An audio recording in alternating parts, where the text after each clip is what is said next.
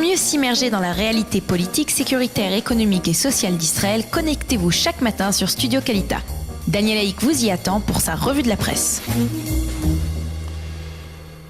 Une revue de la presse israélienne que nous allons débuter avec un titre lié à des développements sécuritaires en Syrie hier, et c'est un titre qui est en manchette ou qui fait les grands titres, on va dire, des quotidiens israéliens et des sites d'information. L'armée syrienne a tiré un missile hier matin en direction d'avions de l'armée de l'air israélienne ou d'appareils de l'armée de l'air israélienne qui effectuaient des missions de repérage dans le ciel libanais. La riposte de l'État d'Israël ne s'est pas fait attendre.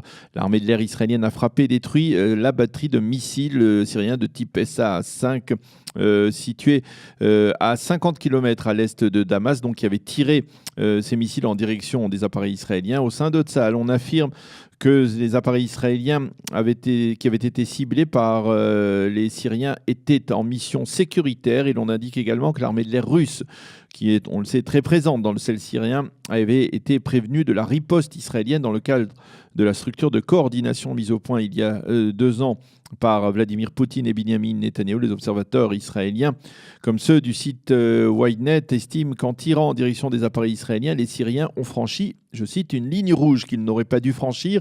La réaction israélienne a donc été, en fonction, une réaction très ferme. Les observateurs expliquent également que ce développement d'hier confirme les affirmations du ministre israélien de la Défense, Avigdor Lieberman, qui avait indiqué la semaine dernière qu'en cas de conflit à la frontière nord d'Israël, Tsahal se retrouverait face à un seul front qui engloberait à la fois le Liban et la Syrie. Et c'est ce qui s'est produit hier, on peut dire, à petite échelle.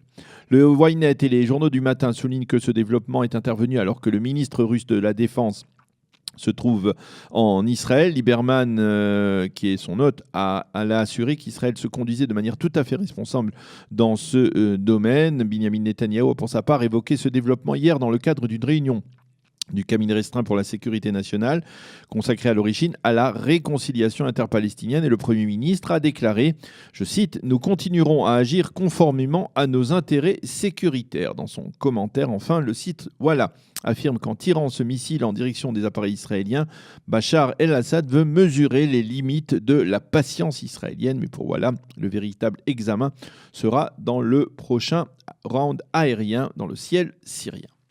Le Haaretz, lui, insiste ce matin justement sur le positionnement israélien face à la réconciliation palestinienne.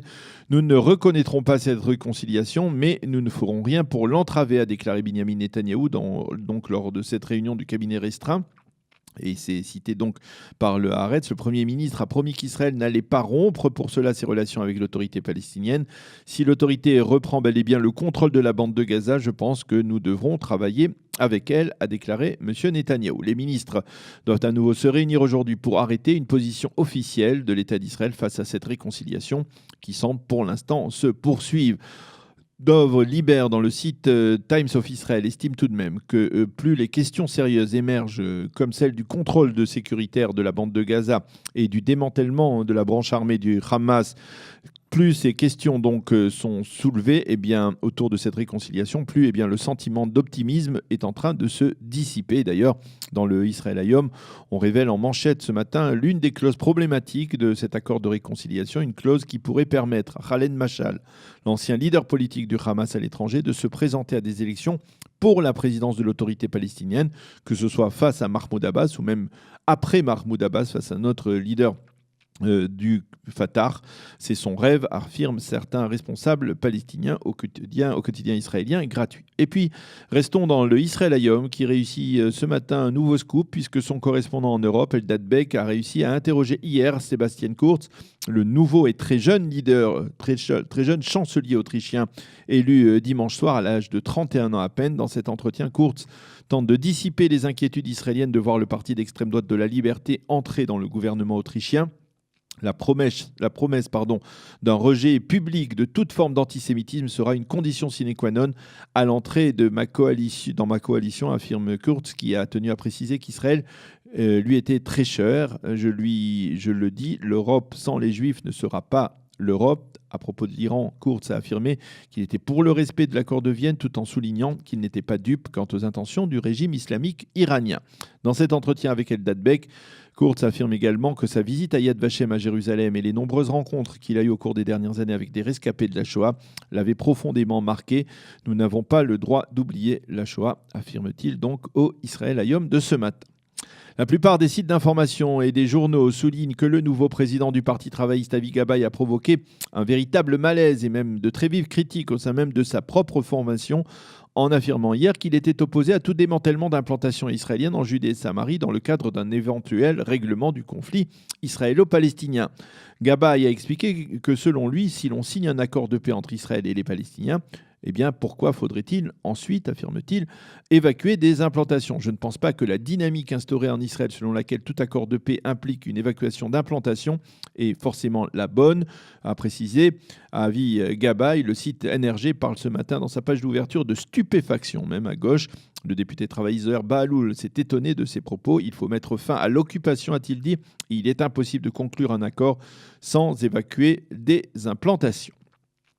Une nouvelle manifestation d'ultra-orthodoxes contre l'enrôlement des élèves des yeshivot s'est déroulée hier à Jérusalem. Et durant cette manifestation, les orthodoxes ont scandé des slogans contre les forces de l'ordre. Et certains les ont même qualifiés de nazis.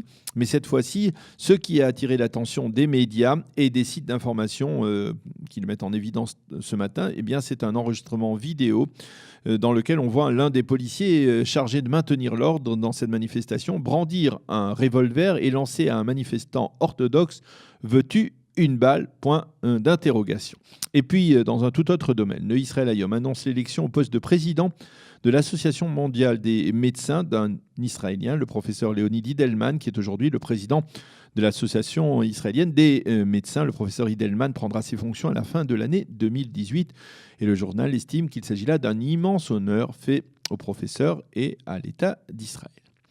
Le site du Times of Israel met en évidence ce matin l'annonce du ministre de Jérusalem, Zeev Elkin, qui est également ministre de l'Environnement et qui a décidé de lancer une campagne de sensibilisation internationale autour de Jérusalem et de sa centralité pour le peuple juif et pour l'État d'Israël. S'adressant hier à des journalistes de médias chrétiens en visite à Jérusalem, le ministre a indiqué que son ministère, en coordination avec celui des Affaires étrangères, avait décidé de faire campagne pour protéger Jérusalem, je cite, des biaiseries de l'histoire faites par certains organismes tels que l'UNESCO. Le but de cette campagne est d'encourager des personnalités publiques dans divers domaines et de diverses nationalités à venir en Israël et à venir visiter Jérusalem et découvrir sa richesse et sa beauté. Et puis l'un des grands titres de la presse et des médias de ce matin, eh bien, c'est la découverte dans les tunnels du Kotel par des archéologues israéliens de 8 couches supplémentaires du mur occidental qui étaient jusque-là enfouies dans les sous-sols de la partie couverte de l'esplanade du mur. Ces fouilles organisées conjointement par l'Office national d'archéologie israélien et par la Fondation pour le patrimoine du Kotel avaient débuté il y a 2 ans. À l'époque, des archéologues tentaient de déterminer avec précision la date de la construction de l'arche de Wilson. Cette arche d'une largeur de 14 mètres qui s'adosse au Kotel se trouve aujourd'hui dans la partie couverte du mur. En creusant dans le sous-sol, eh bien, les chercheurs ont mis à jour 8 couches de pierres supplémentaires du mur occidental, dont certaines pèsent plusieurs tonnes. Ils ont également découvert un petit théâtre, un odéon, construit par les Romains, apparemment au cours du second siècle de l'ère chrétienne, un peu avant la révolte de Bar Korba en 135 de l'ère chrétienne. Apparemment, ce petit odéon de 200 places devait accueillir les réunions du conseil municipal de ce qui était Aela Capitolina, le nom donné par les Romains à Jérusalem et après la destruction du Second Temple. Il s'agissait là d'un symbole visant à prouver à quelques mètres du mur d'enceinte du Temple la victoire et la souveraineté romaine sur le royaume de Judée, sur le peuple juif. Nadav Shraga, le spécialiste de l'histoire de Jérusalem au sein du Israël Hayom, affirme que ces découvertes apportent une immense contribution au récit historique de Jérusalem et permettent par exemple de révéler au grand jour la longueur du mur occidental de sa partie sud à sa partie extrême nord, donc découverte au cours des derniers mois.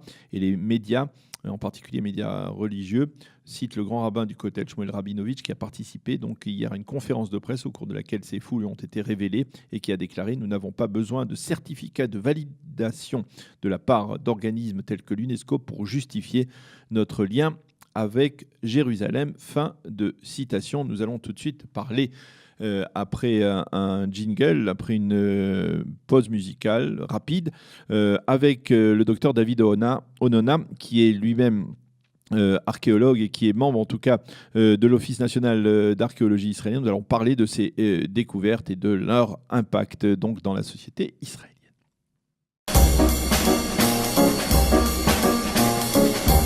Pour mieux s'immerger dans la réalité politique, sécuritaire, économique et sociale d'Israël, connectez-vous chaque matin sur Studio Kalita. Daniel Haïk vous y attend pour sa revue de la presse.